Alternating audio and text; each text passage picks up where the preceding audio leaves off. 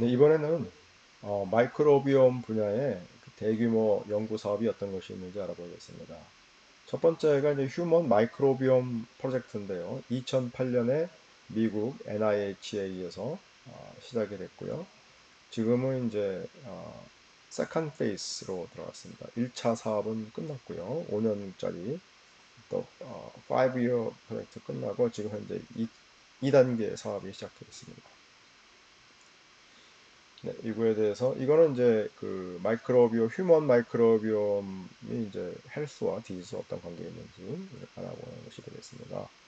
이거에 대해서 잠시 검색을 해보면 NIH 휴먼 마이크로비옴 프로젝트 이렇게 되는데요. 여기가 이게 이제 그 2008년에 시작한 1단계 사업인데요. Characterization of the microbiomes of healthy human subjects at 5 major body size using 16S and metagenomic shotgun sequence. 그러니까 두 가지 기술을 다 썼다는 얘기죠. 그래서 특히 이제 5군데 바디 사이트에서 샘플링을 해서 봤다 그런 얘기가 되겠고요. 지금 이제 그두 번째 단계가 이제 이건데요. Characterization of microbiome and human host from three cohorts of microbiome associated conditions using multiple omics technology 이렇게 되겠습니다. 그래서 코호트 세 가지 코호트에 대해서 이제 그 마이크로비옴 데이터와 함께 호스트 데이터도 같이 였는데 멀티플 오믹스 테크놀로지를 쓴다. 한 가지 뭐 시퀀싱만 쓰는 것이 아니고 여러 가지 기술을 다 쓴다. 그런 뜻이 되겠습니다. 이 데이터들은 이제 여기 인테그레이티드 포털에서 볼 수가 있다는 것이 되겠죠. 이 지금 두 번째 IHMP에 대해서 잠깐 들여다보면 세 가지 코호트라고 했는데 이제 코호트가 이 세 가지가 있는 거예요. 하나는 pregnancy and preterm birth. 그래서 임신 했을 때 그 태아가 이제 뭐 조산할 경우 그런 경우에 대해서 이제 그 마이크로비옴이 이제 어떤 영향을 주는지 임신 도중에 또 마이크로비옴이 어떻게 변화가 일어나는지 그래서 이제 그것이 또 어떻게 이렇게 이제 조산한 그 태아의 그 거기 안에 이제 마이크로비옴이 이제 어떻게 있는지 이런 거를 이제 보겠다는 거죠. 또 onset of inflammatory bowel disease는 염증성 대장 질환, 우리가 생명정보 개론 때 배운 닉 보커가 알고 있었던 질병이 이제 이 염증성 대장 질환 유사 질환이었죠. XLP2라는 그런 이런 질환이었지만 증상은 이제 이 IBD like 했었습니다. 그래서 이 염증성 대장 질환이 이제 아무래도 대장에 있는 것 마이크로비옴의 영향을 많이 받기 때문에 그 것 마이크로비옴하고 이 염증성 대장 질환 사이의 관계를 살펴보는 것이 이제 이 프로젝트가 되겠고요. 마지막 거는 이제 제2형 당뇨의 이 마이크로비옴이 어떤 영향을 주는지 이것을 살펴보는 것이 되겠습니다. 그래서 여기에는 이제 어, 이 마이크로비옴의 이제 16S 뭐 라이보즈 RNA 시퀀스 데이터는 당연할 것이고 샷건 메타제놈 시퀀스 뿐이 아니라 호스트 제네틱스 데이터 여기 이제 데이터 모델을 클릭해 보면 16S 라이보즈 RNA도 있고요. 그 다음에 이제 홀 메타제놈 샷건 시퀀스 있고 홀 파이럼 샷건인데 파이럼이 제가 뭔지 정확히 모르겠습니다. 그 다음에 이제 박테리아를 이제 싱글셀로 박테리아 하나씩 싱글셀로 이제 또 시퀀싱하고 또는 그 트랜스크립톰을 사용하는지 또는 메타 트랜스크립톰은 이제 전체적인 트랜스크립톰을 보는 것이 되겠습니다. 박테리아 전체적인 트랜스크립톰, 메타 트랜스크립톰. 그 다음에 이제 이 Reduced Representation Bisulfite Sequencing Profile 이거는 이제 그 에피지놈 DNA 메틸레이션의 이제 그 변화를 보는 그런 것이 되겠습니다. 왜냐하면 호스트에 어떤 영향을 주냐 이걸 보는 것 같은데요. 그래서 이제 이런 HMP 프로젝트가 그 2008년에 1단계 시작했고 지금 이제 2단계 넘어가서 이제 코호트를 이용해서 질병과 관계를 아주 그 인덱스 스터디하고 있다 이렇게 보시면 되겠고요. 자, 그 다음에 이제 Earth Microbiome 프로젝트. 이거는 이제 그 크레이그 벤터가 했던 것처럼 지구상에 있는 지구상 여러 곳에 있는 그 내추럴 샘플들을 이제 컬렉트해서 거기에 있는 마이크로비옴을 이제 연구하는 분석하는 것이 되겠습니다. 그래서 이제 여기 뭐 2010년 10년 전 얘기인데 했더니 이제 뭐 그동안에 굉장히 많은 양의 글로벌 일만하만들 DNA 시퀀스를 많이 했는데 많이 하긴 했지만 그래봤자 어, 이 해수나 또는 그, 그, 이 흙 있죠, 흙. 1g 정도, 해수 1리터나 흙 1g에 있는, 거기에 있는 토탈 마이크로비옴의 약 1% 정도에 해당하는 정도밖에는 시퀀싱을 못했다. 그런 뜻입니다. 이게 무슨 말이냐면은, 글로브 전체에 있는 마이크로비옴의 양이 10에 30승 정도 된다고 생각합니다.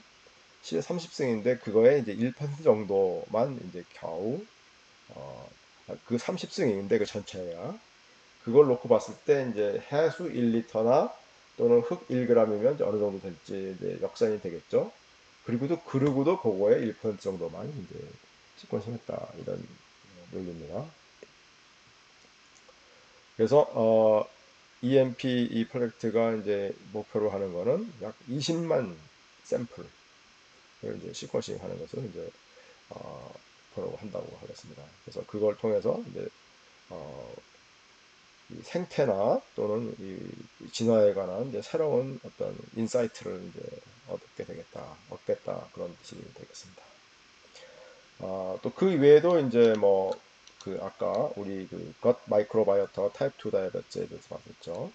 그래서 어, 이 마이크로바이오타가 이제 이렇게 여러 가지 질병 중에서도 이제 이렇게 제2형 당뇨에 대해서도 이제 이미 많은 연구가 되어 있습니다. 어, 특히 이제 이 겉 마이크로바이오타가 이제 왜 중요하냐?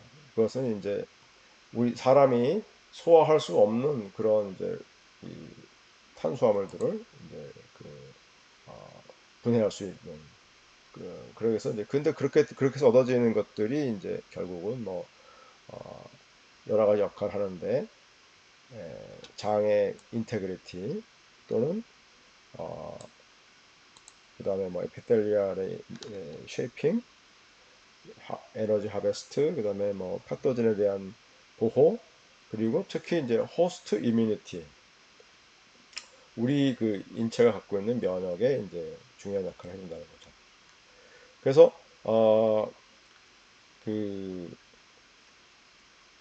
다이어베트 당뇨 환자들의 이제 그겉 장내 미생물 조사해 보니까 뭐 이런 종들이 증가했는데 반면에 이제 요런 로즈베리아 인테스탈리스와 피칼 박테리움 프로스미티 뭐 이런 것들은 이제 오히려 줄었는데 요것들이 주로 뷰티레이트라는 뷰티릭 애시드 있죠. 카본 4개짜리 뷰티레이트를 생산하는 박테리아인데 이런 애들이 줄어들었다는 거죠. 어, 그러니까 이제 이 뷰티레이트가 이제 그 숏체인 패티 애시드 성분인데 이것이 이제 굉장히 중요한 것이 여기 써 있어요. 그 안에 The decrease in butyrate production is associated with defect in intestinal permeability. 그러니까 장의 퍼메빌리티에 이제 디펙트가 생기는 거죠. 이 뷰티레이트가 부족하면. 그래서 그 디펙트는 결과적으로 어, 엔도톡세미아, 그러니까 내재적인 독성을 일으킨다는 거죠. 뭐냐면 이 엔도톡세미아라는 것이 뭐냐면 which is the increased level of circulating lipopolysaccharide from gram-negative bacterial cell walls. 그램 네가티브 박테리아 그 세포막에 원래 그 리포폴리사카 LPS라는 리포폴리사카라이드라는 것들이 이제 성분으로 되어 있는데 그 구성 성분인데요. 그 이 세포막에서 이제 그램 박테리아, 네가티브 박테리아들이 이제 죽게 되면 이 LPS들이 이제 떨어 나오겠죠. 그것이 피에서 막그 떠다니는. 그런데 그것이 이제 우리 사람한테는 이제 도구로 작용하겠죠. 독성 물질로. 그래서 그런 걸 갖다가 이제 그렇게 많이 떠다니게 되면 너무 많이 인크리즈 레벨 떠다니게 되면 그걸 톡세미아라고 본다는 거죠. 그리고 이 엔도톡세미아가 인슐린 저항성하고 이제 관련이 있다는 것이 알려져 있답니다. 그러니까 인슐린 저항성이 이제 제2형 당뇨의 이제 특징이죠. 제1형 당뇨는 보통 이제 인슐린이 생산이 안 되는 베타셀 그 췌장에서 인슐린이 분비가 안 되는 게 이제 제1형 당뇨라고 알려져 있고, 제2형 당뇨는 인슐린이 충분히 나와도 인슐린을 받아들여야 되는 세포가 이제 인슐린 리셉터나 그 말단에 있는 시그널링 시스템이 작동을 안 해가지고 인슐린을 아무리 줘도 이제 반응 안 하는 거죠. 그런 걸 갖다가 인슐린 레지스턴스라고 하고 그것이 이제 제2형 당뇨라고 합니다. 이렇게 이제 박테리아의 에, 그 특정 박테리아가 부족해지는 것이 뷰티리트라든지 엔도텍사미아를 거쳐서 인슐린 레지스턴스까지 연결돼서 장내 미생물과 제2형 당뇨가 관련되어 있다. 이런 얘기가 이제 알려져 있습니다.